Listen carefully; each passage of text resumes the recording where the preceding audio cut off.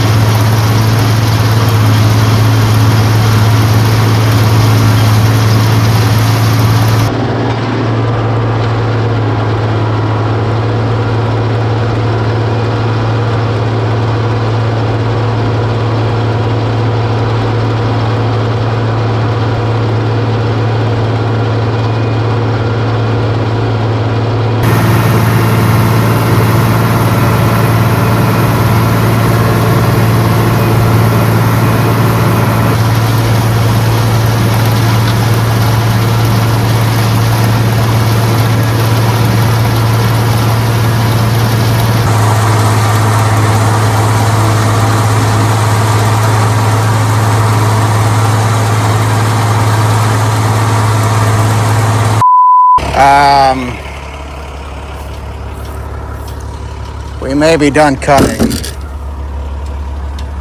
Oh my gosh. Oh boy. That's shot.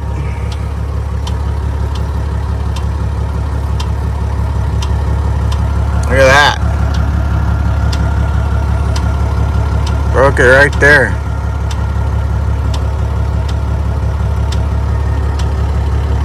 Crikey. That's, yeah, no bueno. No bueno. Gotta shout out some of my neighbors, good friends that are willing to come help me out.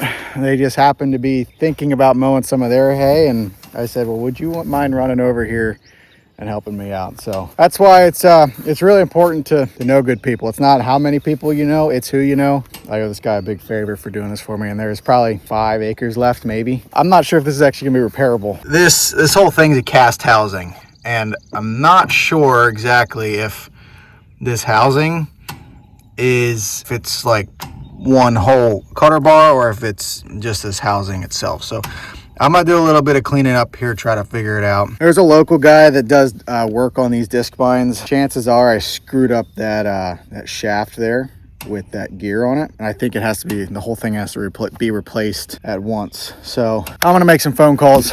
We'll see what we come up with. On the bright side to my fiasco, there is a crap ton of hay out here, and when I say a crap ton, I literally mean because of all the crap that I put on this field this winter, there is therefore a crap ton of hay out here.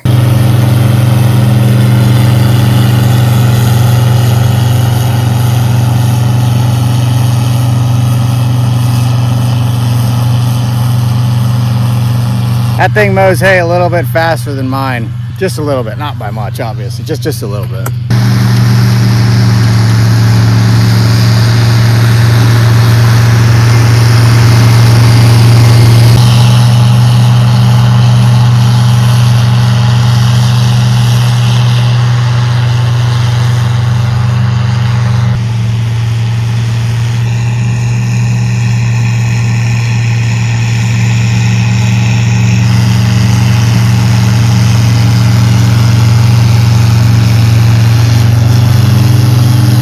The disc bind debacle, we've kind of got it figured out. Gotta say though, it pays to have good friends and neighbors, help each other out in times of needs. And this is times of need. And this is sure one of them for me. Yeah. Anyway, this thing right here, fortunately, it's not one whole cutter bar unit. The cutter bar is made up of modules, and we can replace this module. I don't think it just drops out. I think you have to take those off to get to it. Not 100% sure, but if you take a look right here, you can see how that piece of cast is broke. So we cannot reuse the bottom part of the module. We got to get a whole new bottom part, and then the top part, and then your turtle and your cap and your nut here. So I think parts, probably $500, $600, $800 in parts, which isn't too terrible. And we got to get the new shaft in there as well. But because I want to keep mowing hay this week, I'm having a service guy from the dealership come out and fix it, because I don't know 100% what I'm doing, and I don't really have the time to mess around and fussle with it. Some people would gladly and quickly jump into a project like that, but I am more focused on trying to get good hay made than I am trying to repair everything that I break. So I'm gonna have someone that knows what they're doing come out, get it done for me so I can keep mowing hay. We have what looks to be a decent weather window, and we've had a lot of rain so far this spring.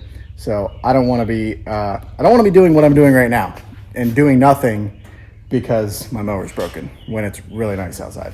So anyway, that's the plan with the disc bind. Tomorrow morning we're gonna go and deliver this hay, beautiful hay we made last week, and then if the rain that we get tonight isn't too bad and it's not raining tomorrow, we'll ted out the hay. Yeah, it's supposed to rain tomorrow, and I knew that the whole time. They were just calling for like a tenth or half a tenth just overnight. But now, depending on what weather station you look at, it's looking like tomorrow might be a little bit more of a nasty day than what they were calling. So that's kind of got me a little bit bummed. Hoping it doesn't turn out that way, because the hay that's out here is super nice. And yeah, there's probably 12, 13, 1,400 bales worth of hay that we cut here today. So the more nice hay that we make, the more money we make. And right now, I'd like to have a little bit of that money so that I can fix this disc brake. Ha ha ha ha ha ha ha. Very funny, Mother Nature. Mother Nature struck again. And this is, it's funny, when the weatherman says that there's a 60% chance of rain, you can't buy rain when you really need it. But when you don't need rain and there's a 60% chance of rain, absolutely, it's gonna rain, and it's gonna rain a lot. Fortunately for us though, we windrowed everything, and the hay in the windrows pretty much didn't dry at all yesterday. So we didn't soak up much moisture, and we're not gonna leach a whole lot, and we're still gonna have really good color in the hay. A quick hay lesson for my people out there, and I'm talking specifically to horse people. When people hear rained on hay, they automatically assume three things: mold, musty, colic. Their horse is going to die, all these problems, they completely shy away from it. But that is a completely false statement, and I want to explain why. What causes mold, must, and mildew? Moisture, specifically moisture at the time of baling. When you bale hay and you trap that moisture into the bale, what's going to happen? It's going to create heat, which creates that mold and that must, and essentially will give your horse colic because they can't have moldy and musty hay. But that is only when the moisture is trapped inside of the bale. So if hay gets rained on but is tedded out again and dried down to the proper moisture and baled back up, your horse is going to have no problem feeding it, because it doesn't grow mold or must if it's baled at the proper moisture. So rained on hay doesn't mean that it's moldy or musty. It just means that when it was drying or when it was laying in the field, it got rain on it. But if you trust your hay provider, or you trust the farmer or the guy you're buying your hay from, that he did his due diligence and dried down the hay again to where it needed to be, you're gonna be perfectly fine. Second hay lesson. Hay like this that was just cut yesterday, windrowed to where it really couldn't dry at all yesterday, and then get rained on, nothing's gonna happen to it. And here's why. If I dig down into the windrow or I look here, this hay didn't have a chance to dry at all yesterday. Do you see how green this hay is still? It did not dry at all yesterday, so getting a rain on it isn't gonna hurt at all, because it already still had all the moisture in it from when it was cut. It can't really absorb any more moisture. So as far as the leaching process goes, this rain isn't going to hurt this hay. It's still going to be really good hay and really green hay. The leaching problem is only really bad when the hay is almost entirely dry, and then it soaks up a lot of moisture. That's when a lot of the sugars get burnt out and the nutrients get leached out. But when this hay never had a chance to dry yet, those sugars and all those good things in the hay really can't get washed out quite yet. So as soon as the sun decides to come out, we're going to ted this stuff out and actually start the process of drying.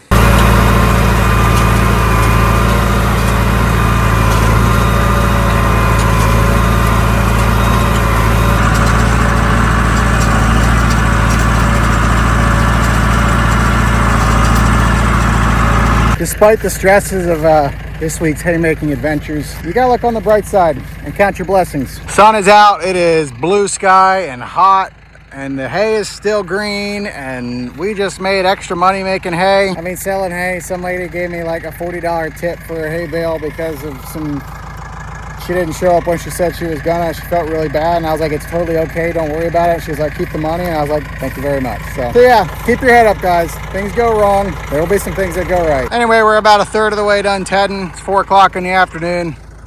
Yeah, I mean, look at that stuff. This stuff got half an inch of rain on it over the course of the last 12 hours, and it still looks great. So not complaining, not complaining. Well, I found the turtle. It even still has the gear on it and the knives.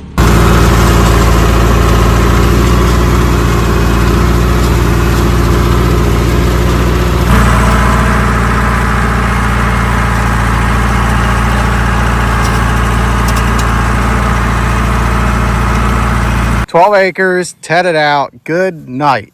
That is some thick hay. I was down into second gear in low range, just trying to get this stuff spread out evenly. I could have gone faster, but I wanted to make sure that it was spread out evenly. Faster I go, obviously, the more it throws it straight back in a narrow where it makes it clumpy. I have the time, so I was just gonna go slow and make sure I get a good even spread.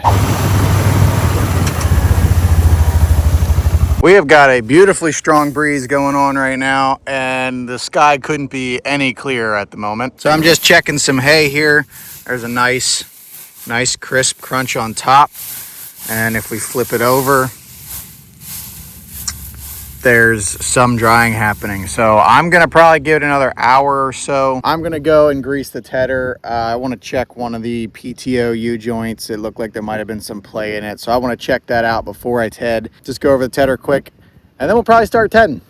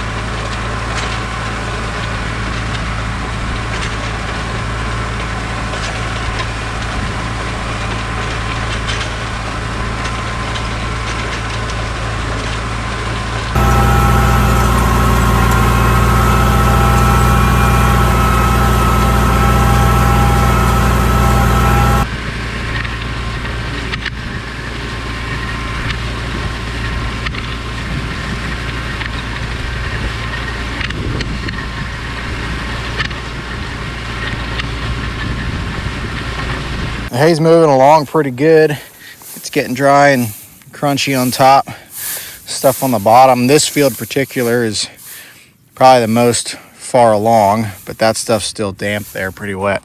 And then the field down by the house there, that stuff's still soaking wet underneath because it is super, super heavy. About an hour here, I'll probably get the tedder and go ted it out again, at least all the thick grass down there. But in the meantime, we're gonna do some work on the disc bind. The dealer is sending a service guy to come take care of that module there. But there are some things I wanna look at, like one of these modules here, yeah.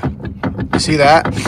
That thing's gonna do the same thing as that one if I don't address it. So we're gonna get this turtle off, check out the gearbox under there. Yeah, that ain't great.